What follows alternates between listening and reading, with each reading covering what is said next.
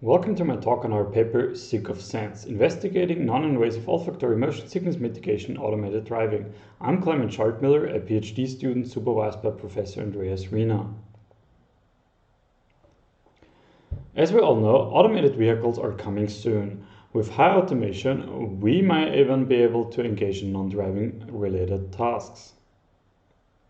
However, there are many important problems with them. One of them is that they lead us to shifting our attention away from the road and thereby causing a mismatch between our visual and vestibular perception, ultimately causing motion sickness. So what can we do about that, or what did we already do about it? Well, there are not only research publications but even products in the wild, like these citron fluid glasses. However, I believe public acceptance of these may be questionable at least. So why not try something a little more subtle? For example, scents. Scents have previously been used for a variety of tasks in vehicles, like influencing driver mood and alertness, calibrating trust and automation, and many other driving-related messages with the ultimate goal to improve safety. However, some smells were also linked to increased motion sickness, like those of gas and exhaust. Some still state that the opposite is possible though, that motion sickness can actually be mitigated with certain odors. In this area, medical research has quite something to offer. Two plants have caught our attention. First, ginger intake was shown to effectively be able to reduce nausea and vomiting. Lavender odor, on the other hand, has shown good results in neuroscience experiments. It had a relaxing effect on participants and improved their task performance. We question ourselves if their abilities might also help in reducing motion sickness if their scents are employed in the car. This leads us to our research question. What are the psychophysiological effects of ginger and lavender scents on motion sickness in fully automated driving with passengers who are engaged in a non-driving related task? So, of course, we did a user study. Participants generally had to endure a fully automated drive while constantly engaging in a reading span non-driving related task. Our within subject variable consisted of a baseline comparison between drives without and with scents.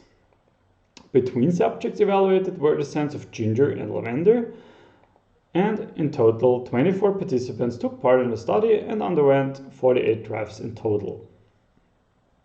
Each participant therefore underwent 2 drives with the respective condition quasi-randomized. The experimenter in the backseat was able to stop the experiment on request by the participants, but also observed his or her behavior during the drive. After drives, we asked participants for the self-rated sickness symptoms with the simulator Sickness Questionnaire, as well as their well-being over time with UX curves. Before and after each drive, they also underwent a 15-minute procedure of recording the stomach and heart rate activity with Electrogastrography and Electrocardiography. As Electrogastrography, or short EGG, is not the most heavily utilized measure, here is a quick explanation. The method was discovered nearly 100 years ago and consists of measuring the rhythm and form in the myoelectrical signal of the abdomen with standard skin electrodes. Here, so-called arrhythmia and tachygastria, so either not rhythmic or too highly frequent contractions, were linked to motion sickness previously, which is why we use this as a method to augment our analysis with this physiological measure. Interesting too is that one can simultaneously extract ECG with the same electrodes because the ECG rhythm is much faster and barely interferes with EGG. For our analysis, we use the EGGW pack for MATLAB, which implements the required data processing for both measures. In the drives themselves, participants underwent a variety of maneuvers executed by the chauffeur on a closed parking lot. We had casually driving around the test track in the beginning and the end of each drive, circling with a 5-second stopping and acceleration phases, straight onward driving with accelerating and stopping, as well as driving 5-second long 8s in both directions. As you see, these maneuvers focus on a 0.2 Hz interval, which was previously linked to increasing motion sickness. To improve reproducibility, the chauffeur got maneuver instruction from an audio file to a headphone earpiece. And during the drive, participants engaged in the NDRT, but of course were always free to abort the NDRT and or the drive completely. So as we're finished with the setup now, let's look at some results.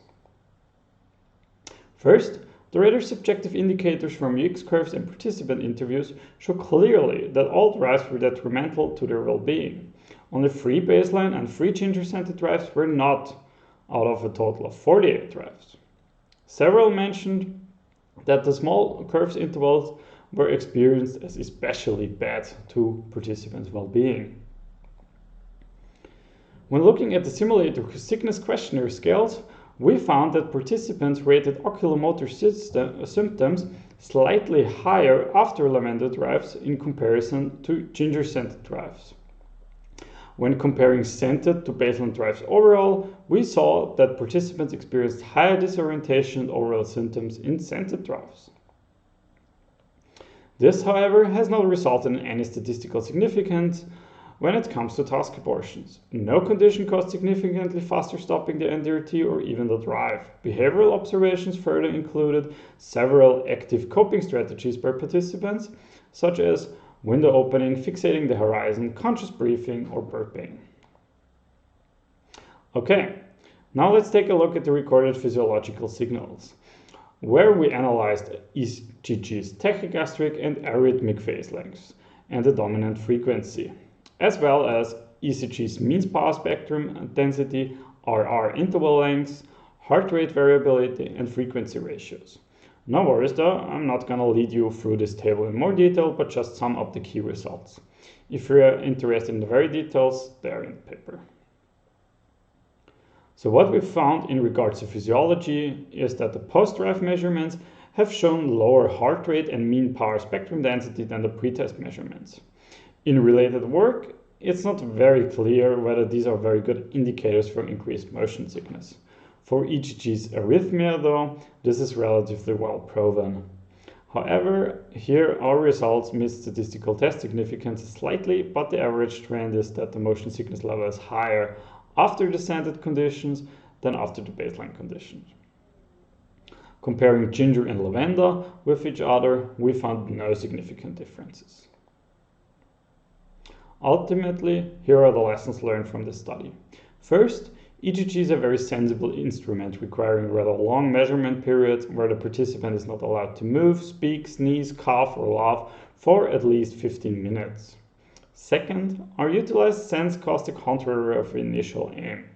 They actually had adverse effects on motion sickness, which is why in the future we need to evaluate other fragrances and delivery techniques, so not just having a constantly scented car in either ginger or lavender, and also probably more realistic environments. Maybe our test track was a little bit too harsh or there weren't enough visual features to orient on.